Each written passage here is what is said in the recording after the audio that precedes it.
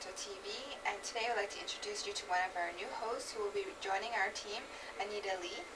Welcome, Anita. Thanks for having me. No problem. So, Anita, can you let us know, our viewers know, where you heard about Toronto TV?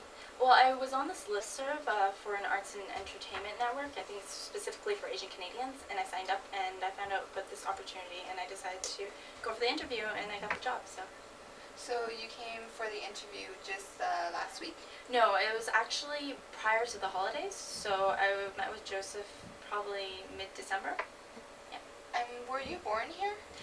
Yes, I was born and raised in Toronto, Canada, all my life. So. Do you speak Cantonese at all? I do. Hopefully I'm getting better because I'm trying to practice more and more. But right now it's just limited in conversation.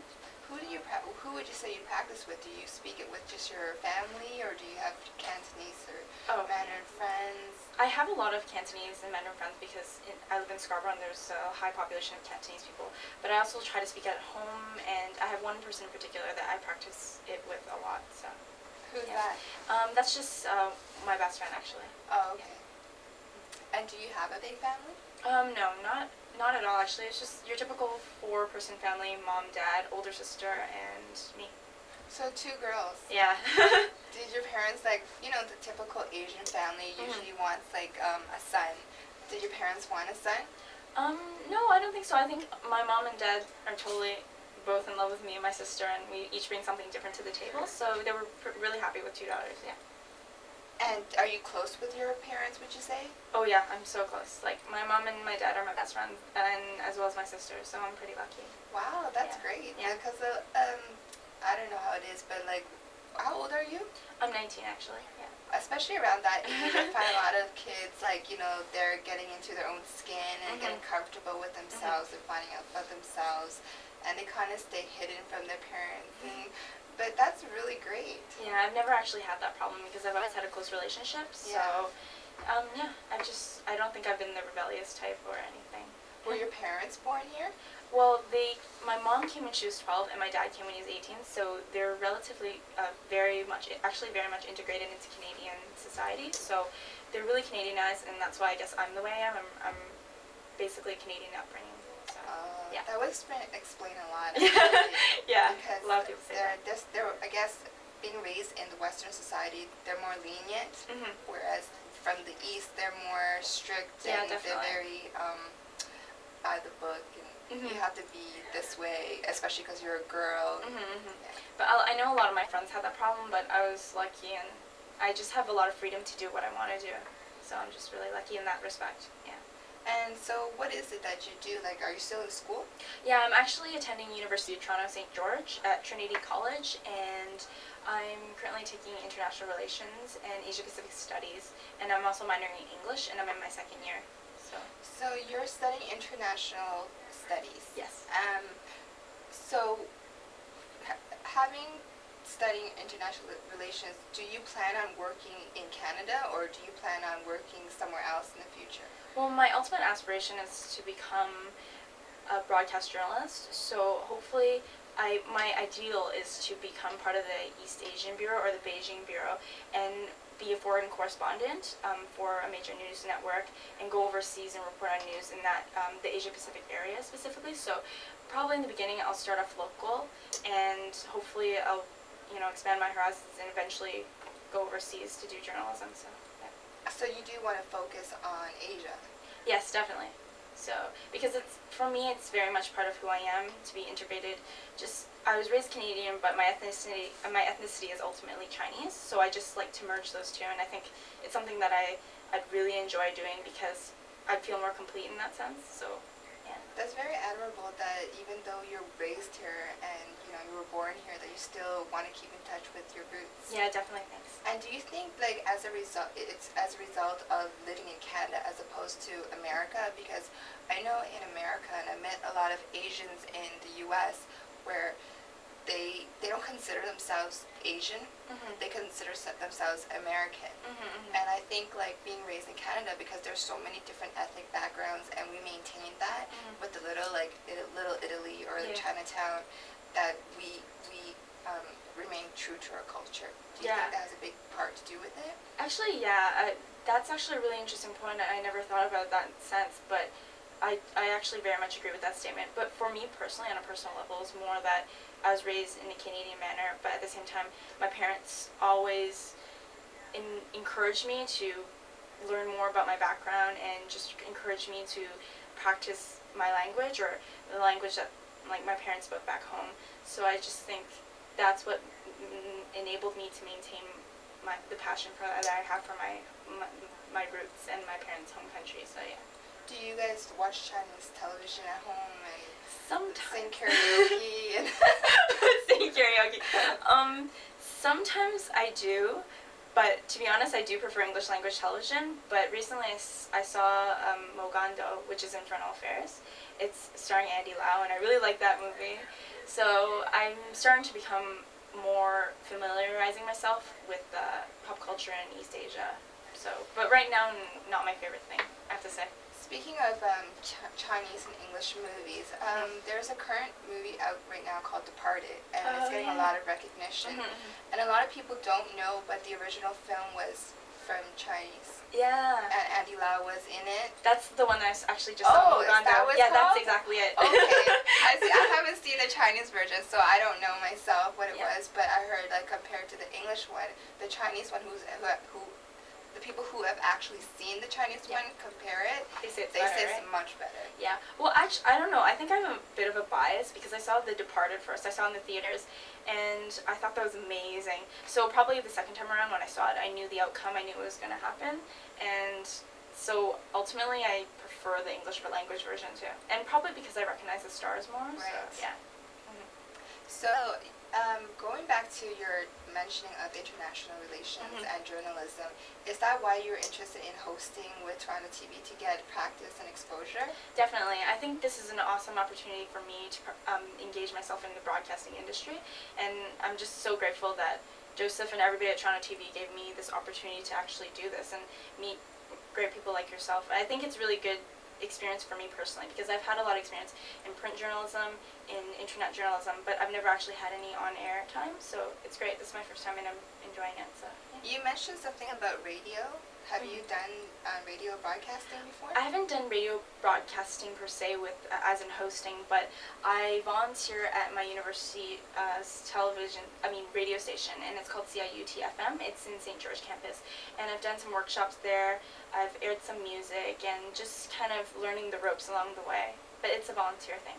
Do you find it radio and television, or in this case internet, similar, or is there like a big difference? I think the medium's the same, but it's very different. I mean, each different types of journalism are vastly different in different respects. So, I mean, I would say that radio is very much different from television, mainly because of the obvious, basically, visual versus audio. So, yeah. Which one would you say you prefer? I prefer television. And why is that? Because it's so much more engaging. I mean, I've always been not much of a radio person, but I've been a television person, and it's because visuals are very engaging to the human eye and they capture somebody's attention, whereas, audio is you're just listening with your ears, but in terms of television, it's ears and eyes. So. Do you find you connect better with the viewer when you do something that allows them to see you visually? Yeah, as definitely. Opposed to audio? I think so. I think it's the closest thing that you can do in terms of eye contact, and it's the next best thing next to one-on-one in person. So I think eye contact is essential to engaging your audience, definitely. And it gives you a reason to dress up. Yeah, exactly. And get a makeup artist. Yeah. So, for your international relations, I guess knowing different languages is very, an advantage. And I see on your resume that you also know French and Spanish. So are you fluent? No, I'm not. I think I'm a bit rusty after being in university for 2 years. I don't have much opportunity to focus on those studies because it's very narrow in university. So I learned French from grade 4 to 12, so it's a long portion of my life, and I think I'm pretty good conversational and speaking and writing and reading is pretty good as well. But my Spanish I learned from grade 10 to grade 12, so I've only had about 2 years experience, but I think it's adequate enough to get by if I get lost in Latin America or something.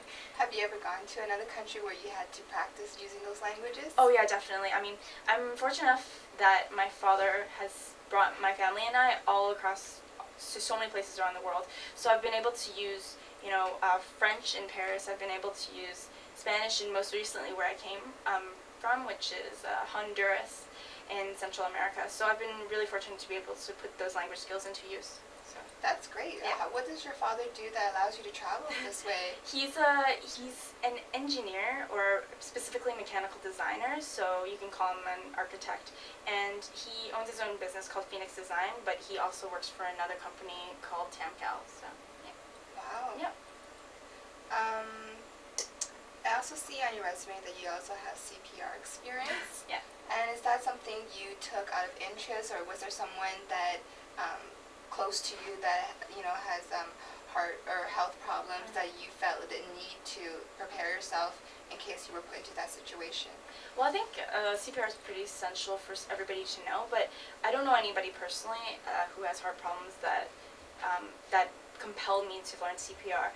But the reason why I did was because at the time I was in high school, and popular job for high school students during the summer is to do summer camp counselor, and that's a prerequisite in order to get the job. So, and I also thought it was a very useful skill that I'd like to maintain in the future as well.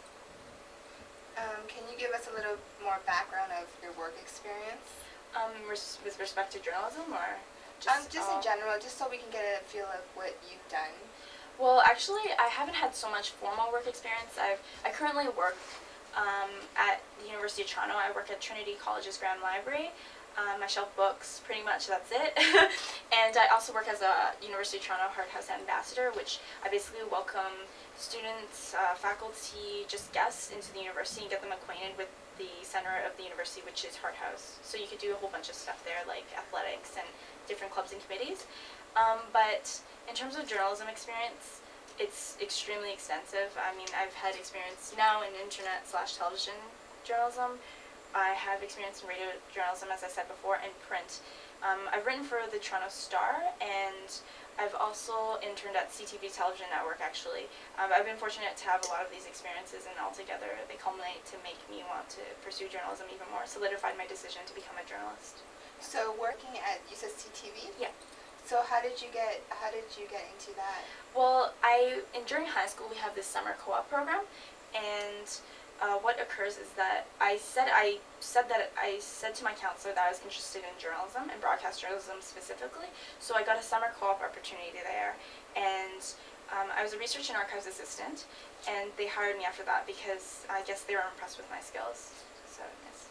And you also wrote print. Yes. And where was that for? It was Toronto Star? Yeah, the Toronto Star, and I've also done stuff for some magazines called Verve Girl magazine. But right now I'm a junior journalist for the Toronto Star. So basically what that is junior journalists write about social issues. So stuff, the most recent article I wrote was about evolution with regards to the Leakey family, which is a big name in evolution. And prior to that, I wrote about the North Korea disarmament issue, the nuclear disarmament issue. So for our viewers who wanted to pursue what you've done for working with Toronto Star or CTV, how would they go about doing that? Well, for me, I'm extremely passionate about journalism, and in my spare time I actually seek out opportunities like these. So what I'd suggest for anybody interested in the career is to just go on the websites and just look up stuff like work opportunities, internship opportunities, volunteer opportunities, or you could just shoot the editor an email. It's no harm done. I mean, the worst they can say is no. So. Is that how you got involved with Toronto Star? At Toronto Star, actually that was an ad in a newspaper that I noticed in the Toronto Star, but yeah. So it wasn't actually just randomly shooting emails. Oh, so they actually put out an ad for that. I think they're a bit more particular. Toronto Star is a major newspaper in the metropolitan area, so I don't think they probably wouldn't be readily accepting of just random resumes coming in. Right. There's no harm done in giving it a chance. So So, you've done a lot of things, as your resume has pointed out. Thanks. What are some of your most proudest accomplishments? Well, for me personally, right now actually is ranking up there with number one. That and interning at CTV, as I said before, and writing for the Toronto Star. But I think above all, I recently got a Community Services Award when I graduated from the Jean Lim Awards Association, and it's basically an awards association that recognizes young Asian Canadians contributing to the community, and I got a Community Services Award for that because I'm also involved in community service, which is something that I feel very passionate about in terms of ethnic issues, youth issues, and development issues as well. Yeah. Now, wanting to be in journalism and broadcasting, there has to be someone that's already doing that you look up to. Who would you say that would be? Oh, that's a great answer. Question. Well, for print journalism, my idol would be Jen Wong, and she writes for the Globe and Mail, and I've read all her books about China because she was one of the first people admitted to Beijing University after the communists opened up China. And I would say I admire her much because she was there for the Tiananmen Square massacre, covering it, staying up until 4 a.m., 5 a.m., 6 a.m., just being a trooper in terms of journalistically speaking. So that's print journalism. And in terms of broadcasting, I would say Lisa Ling. So you can see a pattern there. Both are Asian Canadians, Asian Americans, and that's because she started off when she was really young. She was 16 years old when she started off in broadcasting. And I just really admire her immensely. I mean, I covered her job because she works at the National Geographic Society, and that enables her to travel as well as do journalism. Right. So I greatly look up to her, yeah. Yeah, and I can see the similarities to the people you admire in yourself. You guys are very passionate, and you want to bring attention to causes that, are important. Thanks so much. Great. What did I want to ask you? Is there anything else that you would like to tell our viewers about yourself that they may not know? Well, an interesting fact about me is that I can write backwards, kind of like Leonardo da Vinci did. Like spelling? Yeah, just I can write my name. I would do a demonstration, but we can't here right now. Oh, we can actually. Oh. I'm being told. So okay. It's a very simple thing. This I have to see. So I can. It's simply. Thank you. So I can just write. Or you can zoom in here a bit. Yeah, we're gonna zoom in, and we gotta see this talent here. it's not much of a talent, but we'll see. Okay, so I can write. Hopefully, can you get this? Or Oh, because you're right-handed. oh yeah. Maybe we can trade spots for a second. Oh yeah. Okay. Sure. Thanks. So I can write my name as Anita Lee backwards. So it would be like this.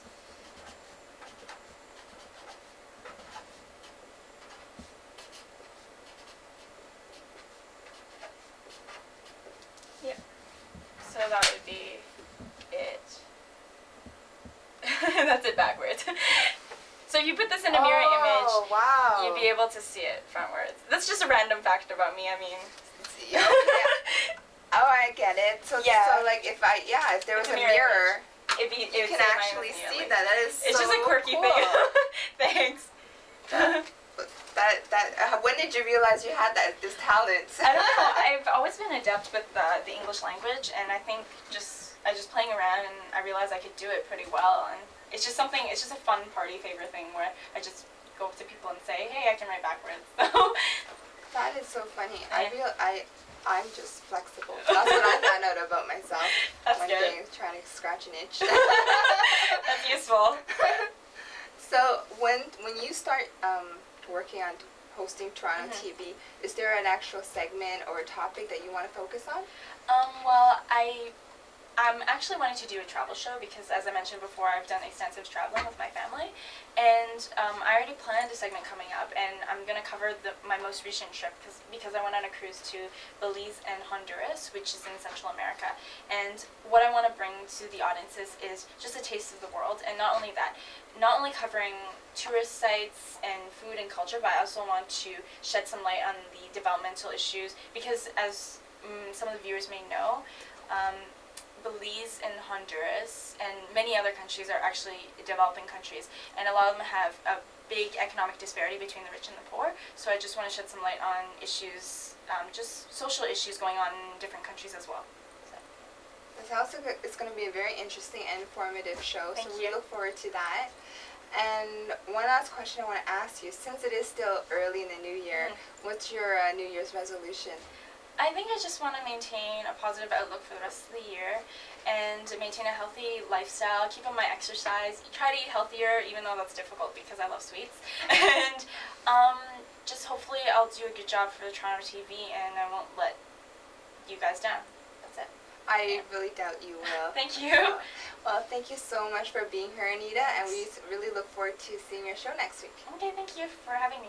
So, good night, and thank you for watching Toronto TV. I was your host, Eva Phung, and this is our guest, Anita Lee, your new host, and we'll see you next time.